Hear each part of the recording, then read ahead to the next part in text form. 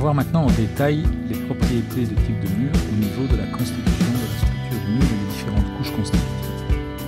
Pour cela, nous allons partir d'un mur simple, monocouche, et nous allons le transformer pour en réaliser un mur multicouche. Donc, je vous propose de prendre le mur générique 200 mm, par exemple, et de créer un ou deux murs comme ceci.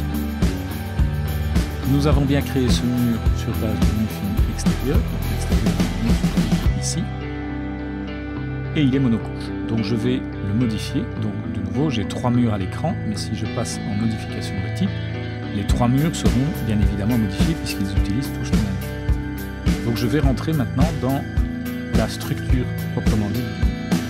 Donc nous voyons ici que, comme il avait été montré tout à l'heure, j'ai une limite de couche portante. Alors, quand le mur est monocouche, je ne peux pas avoir cette couche qui se trouve ailleurs que la limite de la couche portante. Même si c'est une cloison, forcément, cet élément sera dans la couche principale du mur.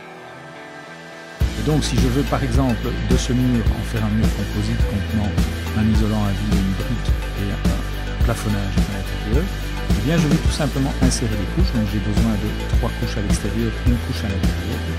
Je dois insérer 4 couches. Je peux insérer tout en une fois, il est modifié.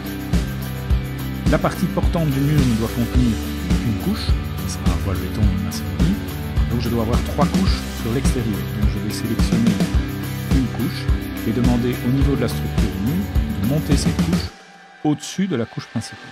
Et je vais faire de même avec 2 autres couches ici.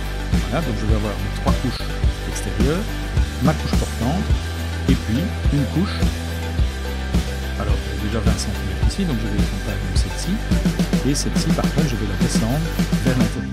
Voilà, donc là au niveau comportement du mur, au niveau de sa couche principale, couche finition extérieure, couche finition intérieure, c'est en ordre. Alors je vais pouvoir gérer les épaisseurs. Donc ici on va dire par exemple que je voudrais avoir une maçonnerie de 19 cm, je voudrais avoir 8 cm d'isolant, je voudrais avoir 5 cm de vide et je veux une brique de 9. Côté intérieur, je veux 2 cm de plafond.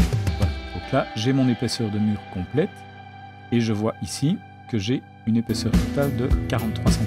Je vais ensuite changer les matériaux.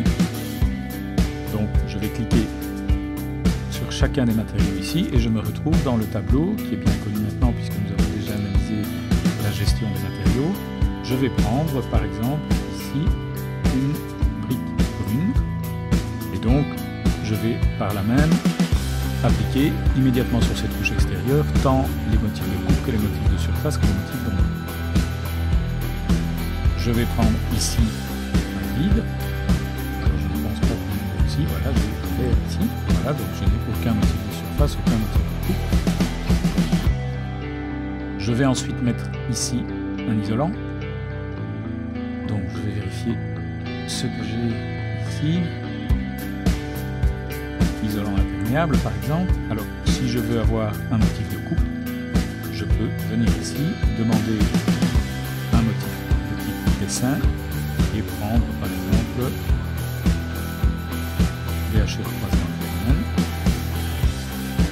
Je vais prendre au niveau de mon porteur ossature une maçonnerie ou du béton, on va dire, hein, béton coupé sur place. Et je vais prendre au niveau du plafonnage,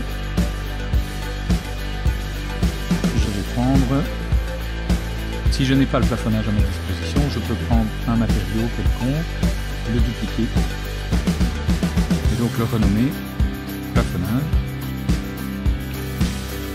Voilà. Et à ce moment-là, je peux ici dans la liste de sélectionner et régler ces paramètres. Donc je pourrais avoir au niveau de l'ombrage, puisque lui sera visible dans le 3D, mettre du blanc. Et dans le motif de coupe, je pourrais par exemple mettre des points ici, gypse là. Voilà. Ok, donc là maintenant, j'ai mes épaisseurs, j'ai mes matériaux. Alors, attention, si vous êtes utilisateur AutoCAD, vous avez probablement en ce moment l'index de la main gauche sur le bouton Escape. Dans AutoCAD, on utilise tout le temps le bouton Escape. Alors attention, si ici je pousse sur Escape, j'annule tout ce que je viens de faire. Ce tableau va disparaître, je vais me retrouver dans le tableau précédent qui me permet d'éditer la structure du mur. et j'aurais perdu toutes mes modifications. Je me retrouverai avec un mur qui contient juste un élément porteur ossature de 20 cm. Donc, faites bien attention à la touche Escape. Ici, tant que vous n'avez pas validé ici, tout ceci est perdu si vous touchez sur Escape. Donc, ce qu'il est peut-être bon de faire de temps en temps, c'est quand vous avez fait ceci, par exemple, c'est de faire OK. Voilà. Et puis de revenir dans la structure. Comme ça, au moins, ce qui a été fait n'est pas perdu. Vous voyez déjà qu'en ayant fait ça, j'ai mon mur ici qui a été modifié au niveau de ses couches.